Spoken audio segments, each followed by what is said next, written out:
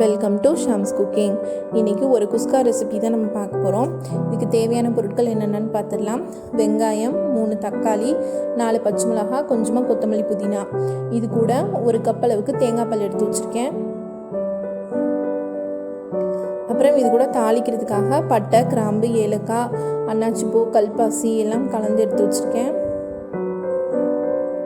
அப்புறம் இதுக்கு தேவையான மசாலா 1 டேபிள் ஸ்பூன் அளவுக்கு மிளகாய்த்தூள், 1.5 டேபிள் ஸ்பூன் அளவுக்கு மல்லித்தூள், இது கூட 1 டீஸ்பூன் அளவுக்கு கரம் மசாலா. இது கூடவே உங்ககிட்ட மட்டன் மசாலா இல்லை சிக்கன் மசாலா இருந்துச்சுன்னா அது 1 டீஸ்பூன் ஆட் பண்ணிக்கிட்டிங்கன்னா நல்லா ஃப்ளேவராக இருக்கும்.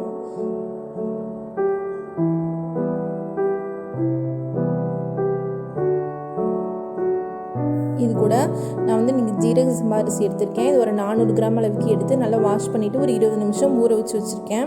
இப்போ அடுப்பில் ஒரு பாத்திரத்தை சூடு பண்ணிடலாம். சூடு பண்ணிவிட்டு இதில் எண்ணெயும் நெய்யும் கலந்து ஒரு 3 டேபிள் ஸ்பூன் அளவுக்கு ஆட் பண்ணியிருக்கேன். இது கூடவே நம்ம தாளிக்கு எடுத்து வச்சுருந்த பொருட்களை எல்லாம் சேர்த்துடலாம். இது நல்லா பொரிஞ்சதுக்கப்புறமா கொத்தமல்லி, புதினா நம்ம ஆட் பண்ணிக்கலாம். பட்டை, கிராம்பு, ஏலக்காய் எப்போவுமே எண்ணெயில் போட்டோன்னா நல்லா பொரிஞ்சிடணும். அப்போ தான் அதோட வாசம் நல்லா இறங்கும். இந்த அளவுக்கு பொரிஞ்சதுக்கப்புறமா நம்ம எடுத்து வச்சுருந்தா கொத்தமல்லி, புதினாவையும் ஆட் பண்ணிடலாம்.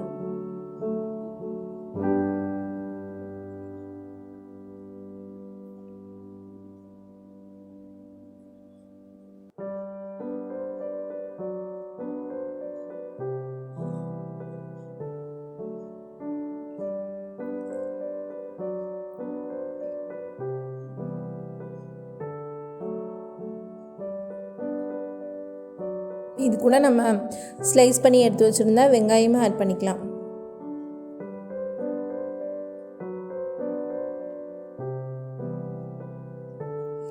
ஆனியன் கொஞ்சம் கலர் சேஞ்ச் ஆகிற வரைக்கும் நம்ம வெயிட் பண்ணலாம். இது வதக்கி விட்டுட்டு ஒரு மூடி போட்டு மூடி ஒரு 2 நிமிஷம் குக் பண்ணிடலாம். அப்போ தான் அந்த ஆனியனோட கலர் நல்லா சேஞ்ச் ஆகி ஒரு லைட் கோல்டன் கலர் அளவுக்கு நமக்கு கிடைக்கணும்.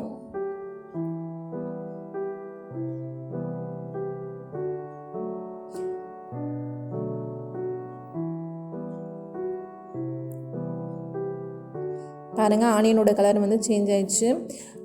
இந்த ஸ்டேஜ் வரைக்கும் நம்ம நல்லா ஆனியனை வதக்கி விட்டுடலாம்.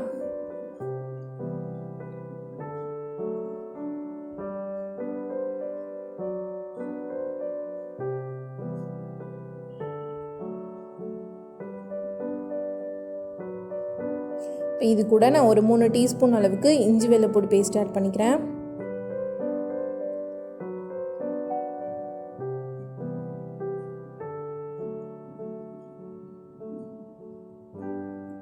இதோட ராஸ்மெல் போகிற அளவுக்கு இது நல்லா வதக்கி விட்டுருங்க.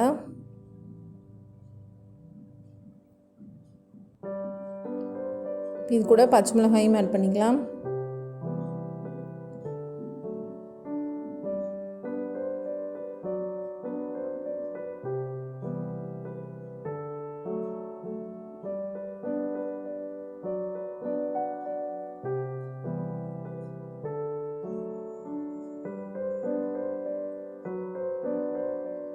இது கூடவே நம்ம கட் பண்ணி எடுத்து வச்சுருந்தா தக்காளியும் ஆட் பண்ணிக்கலாம்.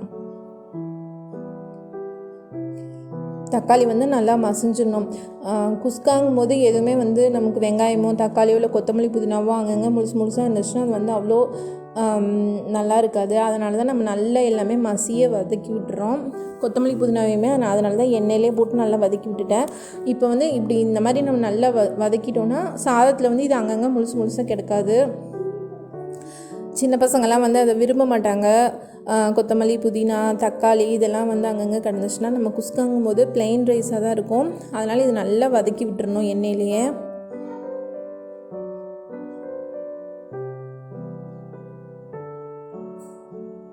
இந்த ஸ்டேஜில் நம்ம எடுத்து வச்சுருந்தா மசாலா தூள்லாம் ஆட் பண்ணிடலாம்.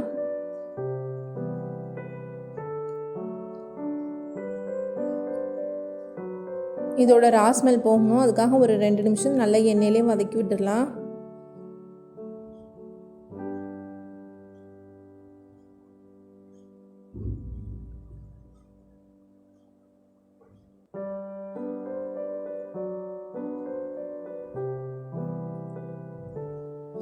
இது கூட ஒரு 1/4 கப் அளவுக்கு தயிர் ஆட் பண்ணிக்கலாம்.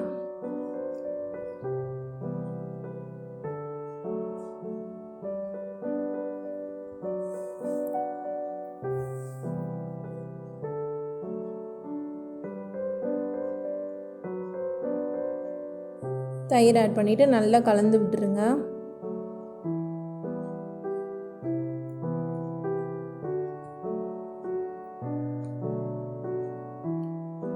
நல்லா இந்த மாதிரி எண்ணெய் பிரிஞ்சு வர அளவுக்கு நம்ம நல்லா அதை வந்து வதக்கி விட்டுடலாம். இப்போ வந்து நம்ம எடுத்து வச்சிருந்த தேங்காய் பாலோட நம்ம எடுத்து வச்சிருந்த ரைஸுக்கு தேவையான அளவுக்கு தண்ணி கலந்து நான் இதோட ஆட் பண்ணி ஊற்றிக்கிட்டேன்.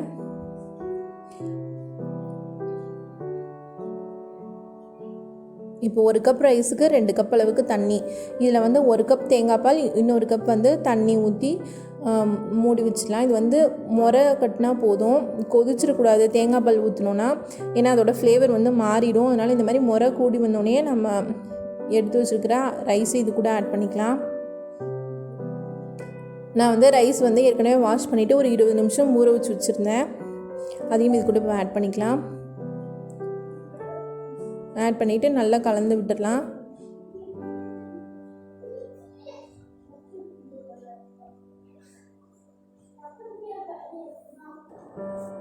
நம்ம ரைஸ் ஆட் பண்ணோன்னே நல்லா கலந்து விட்டுட்டு இந்த டைமில் வந்து உப்பெல்லாம் சரியாக இருக்கான்னு செக் பண்ணி பார்த்துக்கலாம். இது வந்து ஒரு மூடி போட்டு மூடி ஒரு மீடியம் ஃப்ளேமில் வச்சு நல்லா வேக வச்சிடலாம்.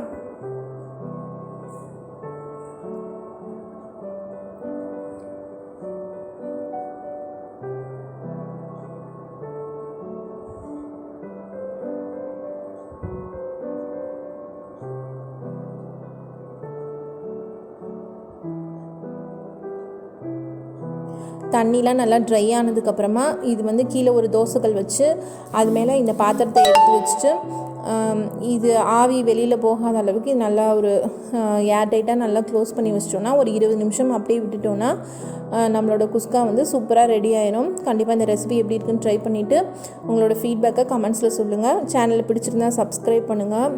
கூடவே வர நோட்டிஃபிகேஷன் பெல்லையும் கிளிக் பண்ணுங்கள். இந்த ரெசிபி பிடிச்சிருந்தால் உங்கள் ஃப்ரெண்ட்ஸுக்கெல்லாம் ஷேர் பண்ணுங்கள்.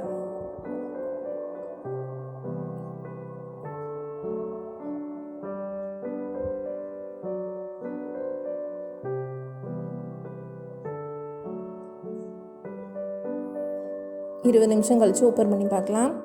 நம்மளோட குஸ்கா சூப்பராக ரெடி ஆயிடுச்சு.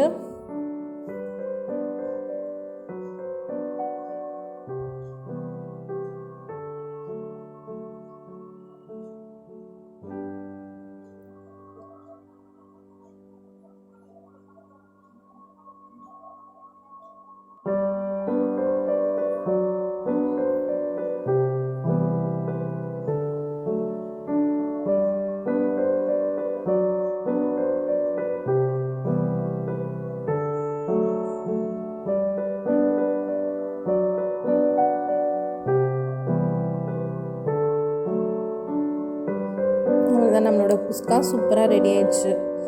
எப்படி இருக்குன்னு ட்ரை பண்ணிவிட்டு உங்களோட ஃபீட்பேக்கை கமெண்ட்ஸில் சொல்லுங்கள். நன்றி.